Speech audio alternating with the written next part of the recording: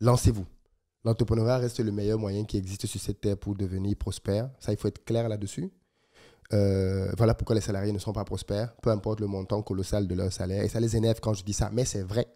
Dans aucun classement au monde entier, vous ne verrez les salariés parmi les personnes les mieux rémunérées au monde.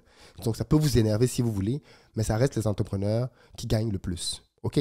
Donc, si vous n'êtes pas à l'aise avec cette statistique, devenez entrepreneur. Aussi simple que ça. N'ayez pas peur d'entreprendre. N'ayez pas peur d'entreprendre, il faut vous lancer. C'est dur, souvent très dur. Vous allez trébucher. Vous allez souvent vous retrouver à genoux. Comme diraient certains, profitez, faites une prière, appuyez sur la paume, relevez-vous et marchez toujours. Ne vous arrêtez jamais.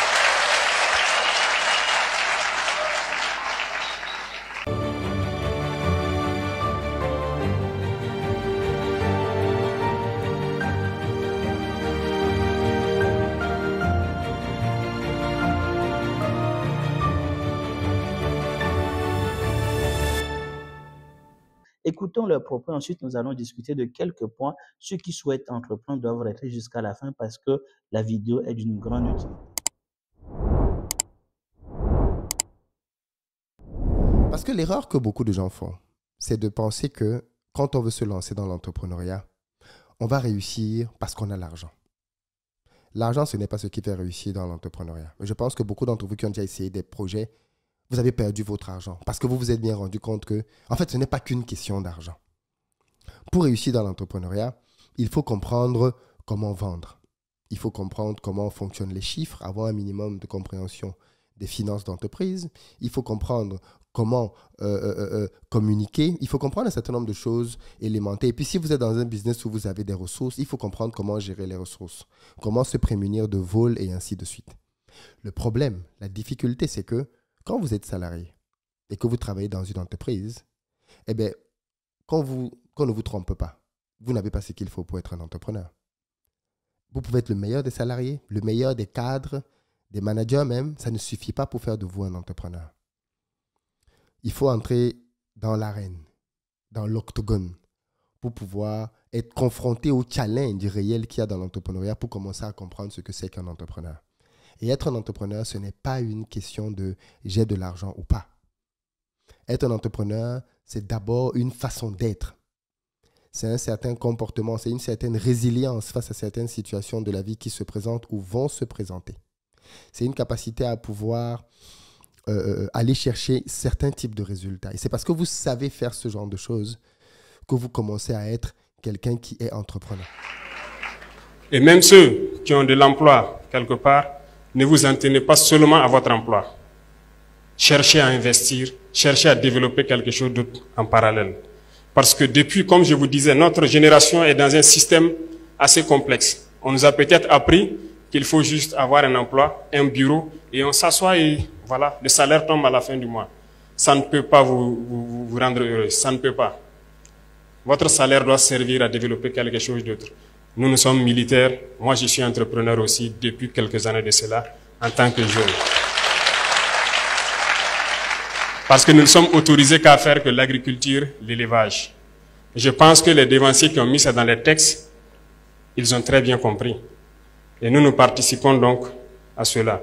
Nous avons essayé, nous avons vu que c'est dur, mais la plupart du temps, lorsqu'on persévère, on peut finir par se frotter les mains. Donc je vous encourage à ne pas vous décourager. Pour ceux qui sont en train de chercher à entreprendre, ne vous découragez jamais. Il faut reprendre. Le chemin est toujours plein d'embûches. Mais vous ne devez pas vous arrêter. Parce que vous allez finir par réussir. Parce qu'en plus, quand c'est votre argent que vous perdez, ce n'est jamais la même chose que quand c'est l'argent des autres. Ce n'est jamais la même chose. Et donc, partant de là, je déconseille formellement, mais vraiment, je déconseille formellement aux gens de se lancer en prenant un crédit. Que ce soit un crédit à la banque, que ce soit un crédit auprès d'un proche, il n'y a rien de mieux pour diviser les gens qu'un crédit qui n'est pas remboursé. Si vous prenez de l'argent chez les gens et que vous ne le remboursez pas, ça va détruire votre relation. Ça, c'est sûr, ça va le détruire. Même si la personne ne vous dit rien, même si la personne ne vous montre pas qu'elle vous en veut, sachez que le fait que vous n'ayez pas tenu votre parole a brisé quelque chose en elle et a fait qu'elle soit désormais moins encline à vous faire confiance et à vous confier ses sujets. Et ça, bien évidemment, c'est une perte qui était évitable. Donc moi, ma solution, je la réitère, si vous voulez vous lancer en entrepreneuriat, commencez par épargner. Épargnez votre argent. Lancez-vous. Échouez 1, 2, 3 fois. Et voilà pourquoi d'ailleurs, quand vous voulez vous lancer en entrepreneuriat, je dis toujours aux gens, ne prenez pas tout votre argent pour le mettre dans votre projet. Prenez une partie de votre épargne. Prenez 25 à 30% de votre épargne et lancez-vous. Donc, si votre projet, c'est un projet qui demande 1 000 euros, lancez-vous quand vous avez 3 000 euros. Vous savez que si vous mettez votre argent et ça ne marche pas, vous pouvez vous relever et continuer la vie. Mais si vous prenez tout votre argent et vous le mettez dans le projet et que vous échouez, ça peut vous décourager, ça peut vous stresser, ça peut vous mettre très mal à l'aise. Donc, évitez ça, évitez ce piège-là et lancez-vous. L'entrepreneuriat reste le meilleur moyen qui existe sur cette terre pour devenir prospère. Ça, il faut être clair là-dessus. Voilà pourquoi les salariés ne sont pas prospères, peu importe le montant colossal de leur salaire. Et ça les énerve quand je dis ça, mais c'est vrai. Alors, je ne sais pas ce que tu en penses, hein. Moi, je suis très édifié par ces propos et très instruit. Ce que je vais ajouter, c'est que on le dit et on ne cessera de le dire, l'expérience enseigne mieux. L'expérience vous donne beaucoup plus de leçons que vous ne pourriez apprendre dans une salle de formation ou de classe. C'est en vous lançant que vous allez donc bien sûr découvrir. Ce n'est même pas en écoutant les témoignages des entrepreneurs. Vous savez, on peut toujours s'inspirer de certaines personnes et bien sûr donc avancer. Mais il faut donc noter que votre expérience vous est unique. Vous allez apprendre des choses en vous lançant et ce que vous allez apprendre vous sera donc unique. Moi, je me suis découvert, j'ai découvert mes compétences, ce que je peux faire, mais aussi j'ai fait des erreurs quand je me suis lancé dans l'entrepreneuriat. Et ce que je fais devant vous là, c'est de l'entrepreneuriat également. Et ceux qui peuvent se lancer dans les business en ligne, allez-y, allez-y, faites-le, vous allez apprendre. Vous savez, une chose aussi que j'aime dire souvent quand on me pose des questions par rapport à l'entrepreneuriat, l'erreur que certaines personnes commettent, c'est comment je fais pour avoir de l'argent. C'est une erreur à ne pas donc commettre. La première question qu'il faut se poser, ce n'est pas comment on fait pour avoir de l'argent, mais qu'est-ce que je rends comme service, quelle valeur je veux apporter, quelles compétences je peux mettre au service de telle ou de telle personne. Parce que vos clients n'achètent que des compétences, des valeurs ajoutées, des valeurs que vous créez pour ces derniers, c'est ça qu'ils achètent. Et donc, votre souci doit être qu'est-ce que je propose comme valeur à mes clients. Et c'est sur cette base que vous allez réussir. Donc, vous ne pouvez réussir votre business, surtout quand vous êtes au début, que lorsque vous comptez non seulement sur vos ressources personnelles, comme c'est mentionné, mais aussi sur vos propres compétences. C'est extrêmement important. Un business lancé dans un domaine dans lequel vous n'avez pas de compétences risque de ne pas marcher parce que vous serez obligé de vouloir recruter des gens pour qu'ils puissent voilà, faire telle tâche alors que donc pour un début, vous avez besoin donc de fonds pour pouvoir financer le développement de votre entreprise et vous ne pouvez pas vous mettre à recruter des gens compétents. Vous allez recruter des gens qui ne pourront pas faire le travail comme il le faut. Donc, comptez d'abord sur vos propres compétences, examinez ce que vous savez et pouvez faire, que vous pouvez donc mettre sur le marché et lancez-vous dans ce domaine et vous aurez donc assez de chances de votre côté pour pouvoir réussir. C'est par expérience que je parle également. Donc, on peut se lancer dans un autre domaine dans lequel on n'a pas de compétences, mais il y a moins de chances quand même pour pouvoir réussir.